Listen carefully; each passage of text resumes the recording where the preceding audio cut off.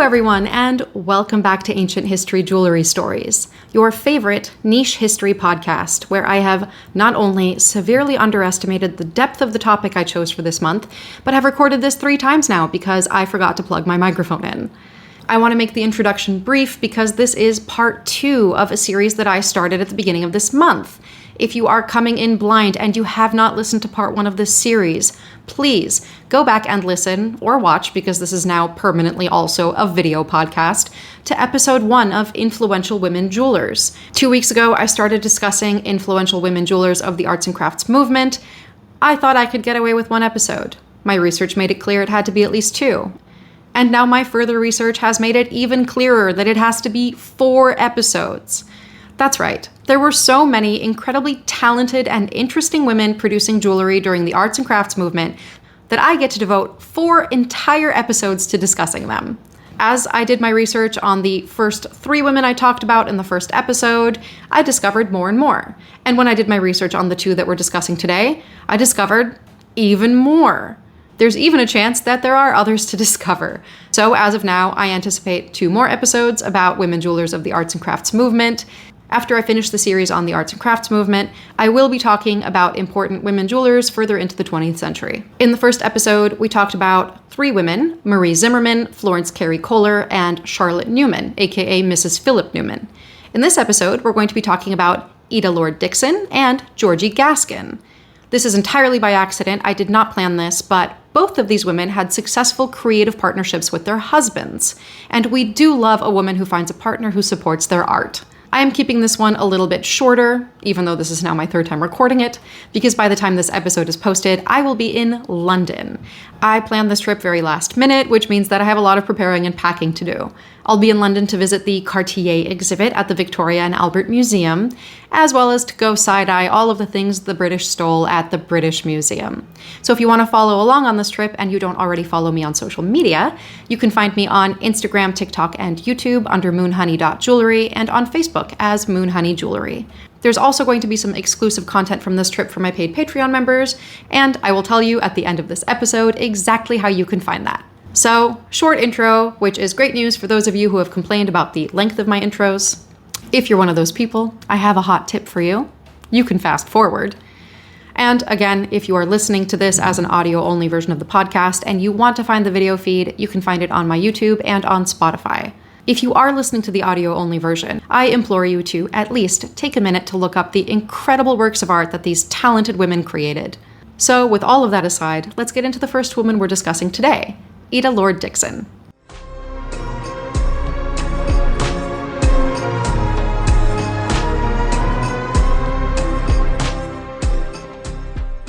Born Ida Hurd Lord on November 30th, 1876 in Evanston, Illinois, Ida came from a fairly illustrious Evanston family. Her grandfather, Harvey B. Hurd, was an abolitionist, lawyer, and social reformer, and her mother, also named Ida, was one of Evanston's first successful businesswomen.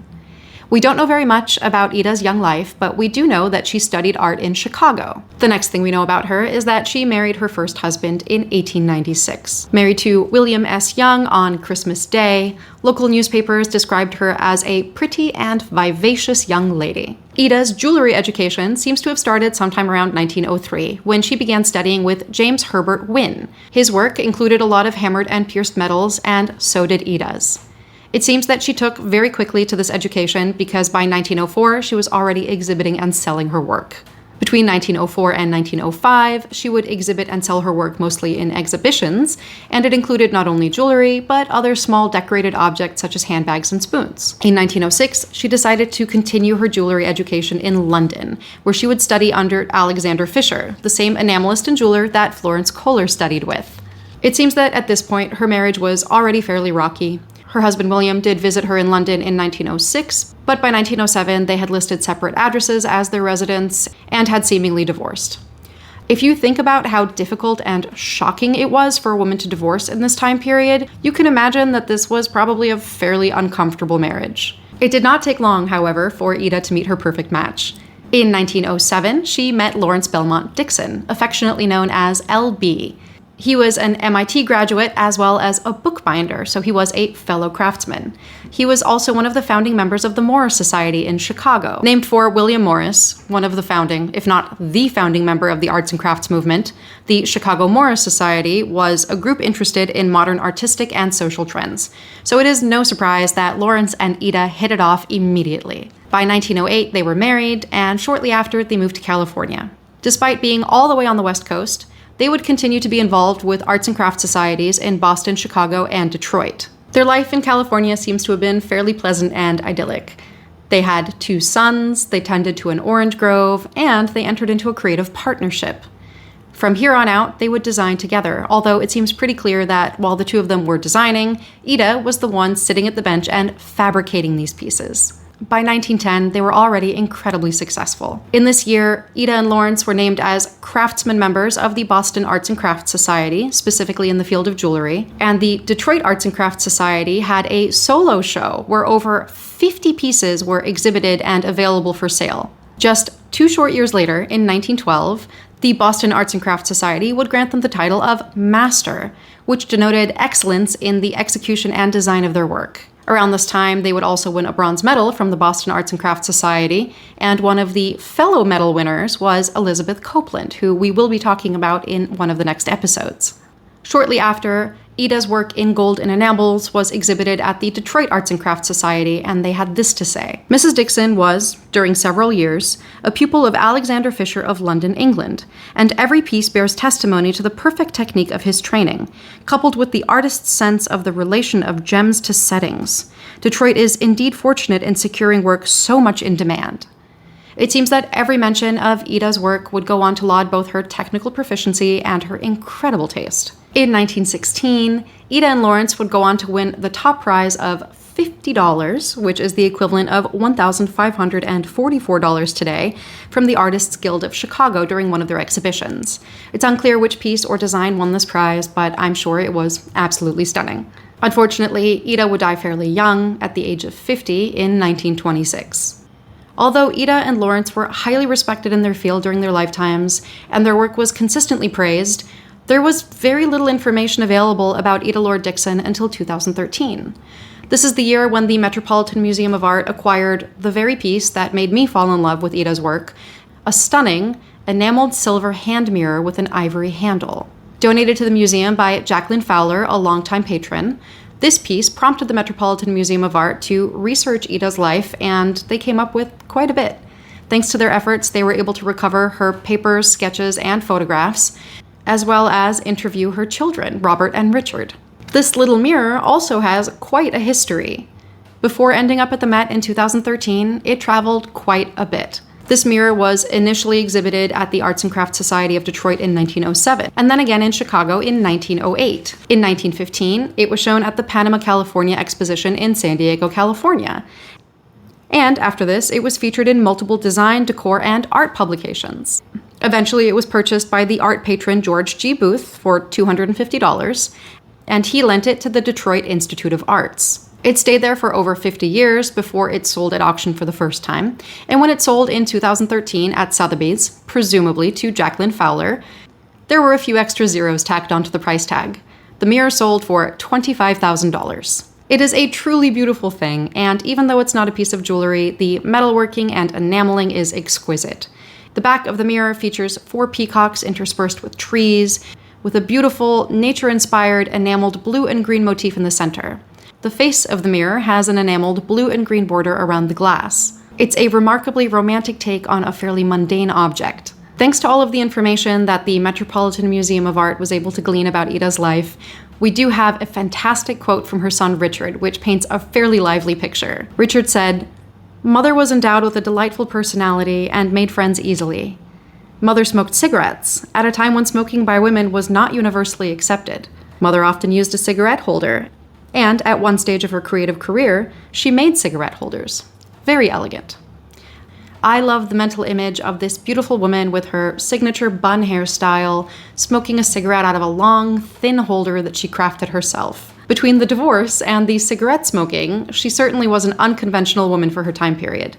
But so were so many of the other women who worked in the arts and crafts movement. So, what about the jewelry? Well, like so many of her contemporaries, Ida pulled influences from various cultures outside of her own. Her work exhibits a distinct Indian, Japanese, Chinese, and Celtic influence. Although influence from Celtic cultures was fairly common in the arts and crafts movement in England, it was not as common in the art coming out of the movement in the United States. Because the Metropolitan Museum of Art was able to acquire her sketches and notebooks, we know that she spent quite a bit of time at museums in London sketching pieces from the 15th and 16th centuries, as well as pieces from India. It's also clear that Ida was quite taken with filigree, a technique that seemed to really capture her imagination during her time in London. Although she seems to have favored blues and greens, like many other enamelists of the arts and crafts movement, she did use other bold, deep colors.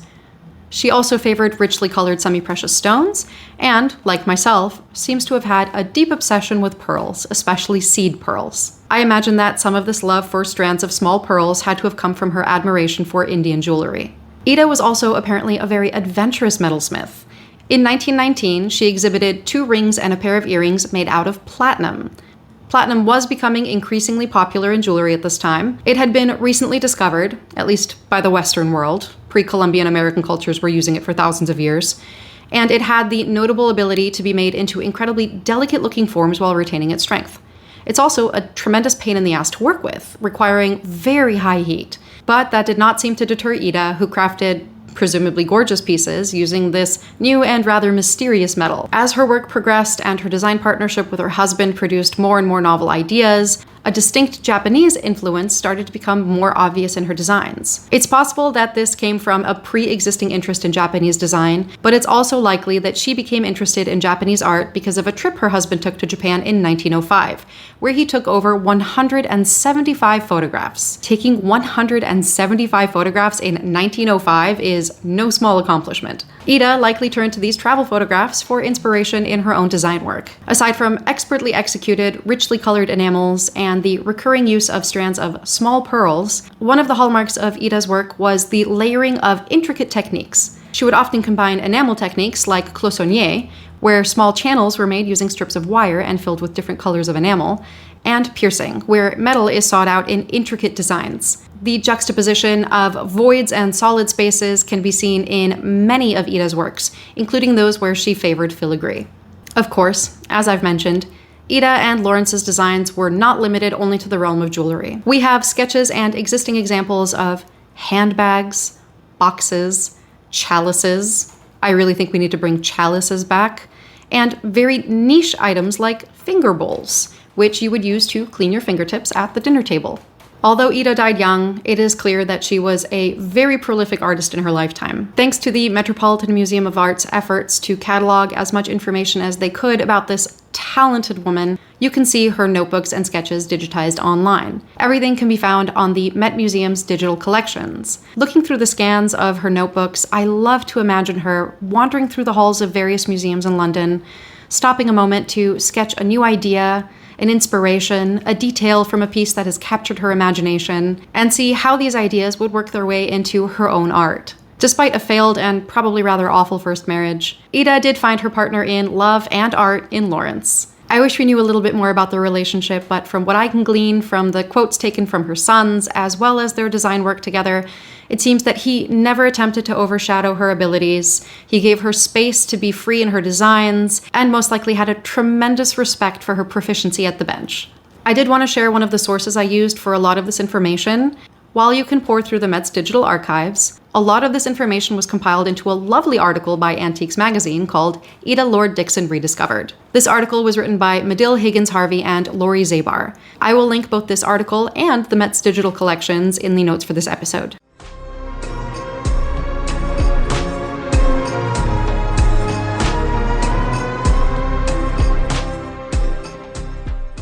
And now let's move on to our second subject for this episode, Georgie Gaskin. Georgina Evelyn Cave was born on December 8, 1866 in Shrewsbury, England. And unfortunately, we don't know anything about her early life. The next thing we know about Georgie is that she studied at the Birmingham School of Art, where she would meet her future husband, Arthur Gaskin. Arthur was her teacher, but this was not an inappropriate teacher-student relationship. He was only 2 years her senior, and they hit it off and got married almost immediately. Arthur Gaskin was an incredibly talented artist himself, and Georgie and Arthur would go on to become original members of the Birmingham Group of Artists Craftsmen, also known as the Birmingham School. Georgie and Arthur were a successful design team almost immediately. The two of them started producing jewelry together in 1899 and quickly became two of the leading jewelers in the British arts and crafts movement. They would design under the name Mr. and Mrs. Gaskin. Although these episodes are about women jewelers, it's a little hard to separate the two when talking about Georgie Gaskin. Although they did sometimes produce and design independently of each other, the majority of their work was done together. As sort of a flip side to Ida and Lawrence, where Lawrence and Ida designed together, but Ida did the majority of the fabrication, Georgie designed all of the jewelry, but Georgie and Arthur both produced it. Initially, the two had no metalworking experience, and I say this as the highest compliment. It's evident in their work. Because they had no formal training and taught themselves technique as they went along, they did things that others would probably consider inappropriate or improper for fabrication, and it has led to some of the most astonishingly beautiful jewelry I have ever laid my eyes on. I try not to pick favorites when talking about talented artists, but Georgie's designs make me cry. It is rare that I come across work from a jeweler whose designs provoke such a strong emotional reaction within me, but I'm not exaggerating when I say that the first time I saw Georgie and Arthur's pieces, it brought tears to my eyes. Despite the initial lack of technical expertise, Georgie and Arthur became very proficient metalsmiths pretty quickly, and they were not shy about employing others to do things that they didn't know how to do. Alongside jewelry, they produced and designed other objects in silver and enamel, along with illustrations. Arthur Gaskin, specifically, was a very talented woodcut artist. The progression of their jewelry education is pretty evident when you look at the timeline of their work. Georgie's initial designs were pretty simple, and as they became more confident and more capable, they became what I can only describe as encrusted with jewels. Unfortunately, and I feel like this is becoming an oft-repeated phrase, despite being an incredibly talented and prolific artist who left many examples of her work, including illustrated children's books, there's not that much information out there about Georgie Gaskin. There's plenty of information about Georgie and Arthur and their work, but we don't know much about her as a person. She was clearly quite striking in appearance. Here is an enameled portrait that Arthur Gaskin made of his beautiful wife. She looks like a pre-Raphaelite muse, but there's little documentation outside of design sketches. So, in lieu of being able to talk about Georgie as a person, let's look at her jewelry, because I do feel like these designs probably say quite a bit about who she was. Initially, I thought some of these pieces looked quietly opulent. But the more I looked at them, the more pieces I found, the more I realized there's nothing quiet about them at all. These pieces, to me, speak to a woman whose personality was not necessarily shy. A woman who adored beauty and understood that sometimes more is more. These pieces embrace an almost maximalist aesthetic, and more than anything, they remind me of antique Austro-Hungarian pieces. Because of the initial lack of training in metalsmithing, the way that these pieces are constructed is actually fairly simple, even though they look rather complicated. Many of these pieces have been sold at auction, which means that there are photos of the backsides, and I love nothing more than to see what the back of a piece of jewelry looks like. The backsides of these pieces show you very clearly how they were constructed. Many of these incredibly intricate, gem-encrusted pieces were made using simple wire scrollwork motifs, which were then built on by adding other components in both silver and gold. I adore the combination of silver and gold, and it seems that Georgie Gaskin did too. While there are many pieces made just of gold, with enamel details and colored gemstones, just as many of them are made using silver with gold accents. Many of these pieces are reminiscent of Renaissance-style jewelry, especially the necklaces that have additional chains. And some of them remind me also very much of Georgian-era styles. While some of these could be referred to as Renaissance revival, Georgie and Arthur Gaskin's designs don't show as many older historical references as many of their contemporaries. These pieces are incredibly dimensional. While Ida Lord Dixon created a sense of space and dimension by pairing these beautifully intricate enamels with her pierced sawed designs, Georgie and Arthur Gaskin created what look almost like collages. Pieces that started with a background of simple wire scrolls and were added to with layers and layers of what were usually natural details, leaves and flowers.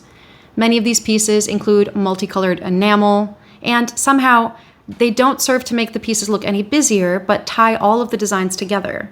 Like many arts and crafts jewelers, they favored semi-precious stones. And what I found interesting is that many of their pieces also incorporated colored glass. Often, where you see stones that look like emeralds in their work, they are actually green glass.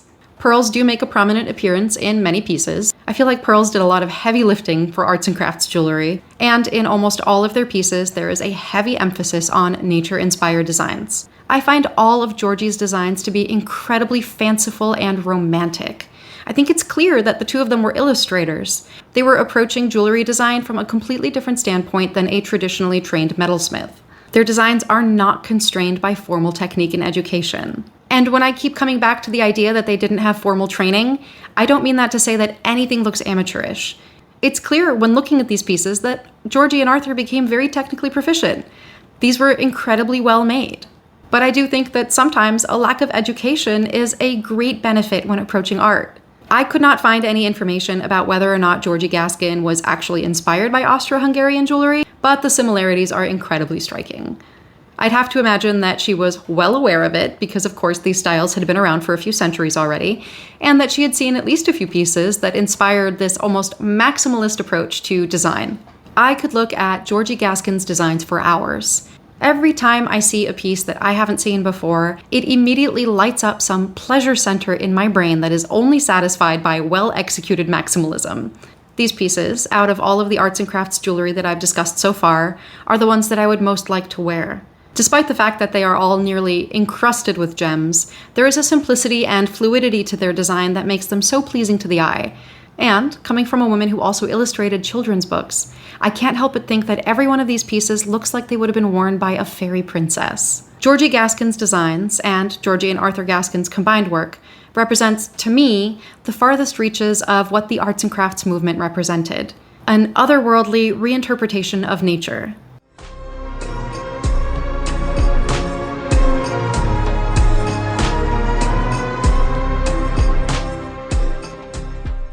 And with that, we are ending this episode about women jewelers of the arts and crafts movement.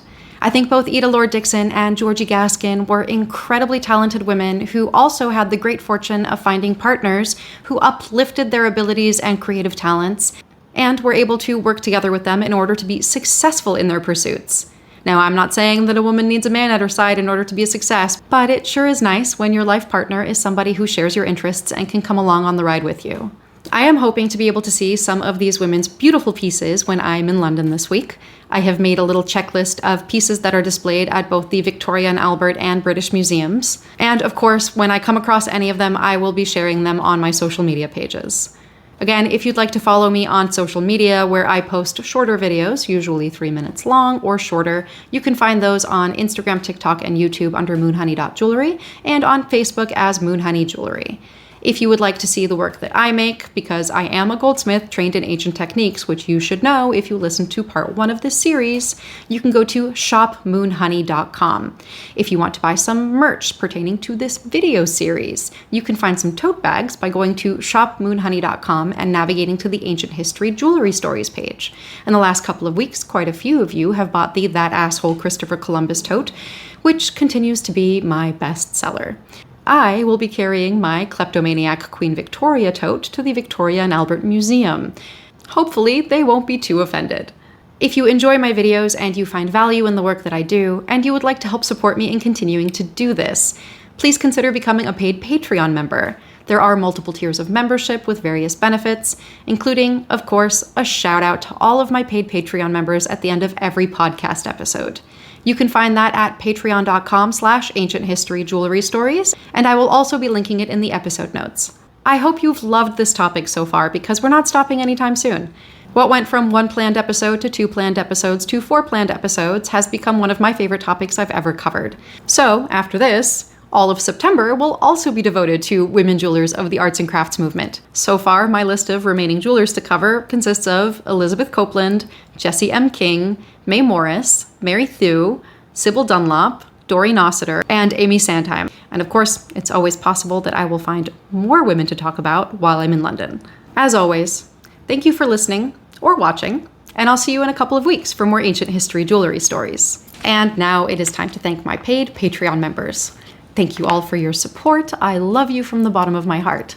A huge, heartfelt thank you to Jennifer Baker, Amy Radner, Jennifer Crosscree, Mink Rose, Bonnie Glass, Mimi Fondren, Megan Rose Thomas, Stannis Fluoride, Beth, Catherine Elizabeth, Magda Chope, Connor, Michelle Dunphy, Angela Wade, Erin Atkinson, Erin, Liz Bouchette, Flying Chef, Mary Lee, Emmy J. Makes, Julie Spradley, Armored Chocobo, Deborah Hansen, Kate, Dilara Oskar Deschler, Rivka McCormack, Anne-Marie Nichols, Miranda Schaefer, Lindsay Breeze, Sarai, Laura Hastings Brownstein, Tiff, Susanna Ress, Uncle Mike and Aunt Jody, Jason Russ, Molly, Sarah Pounders, Michael D. Clifford, Marianne, Sarah Hackett, Kat Peterson, Carrie, Teresa Hansen, Martha Garcia, Petty Crocker, Jen Gilligan, Laura Rose, Francine Cabreja, Evelyn McElroy, Rose, and Mira. Thank you for your support. It means the world to me.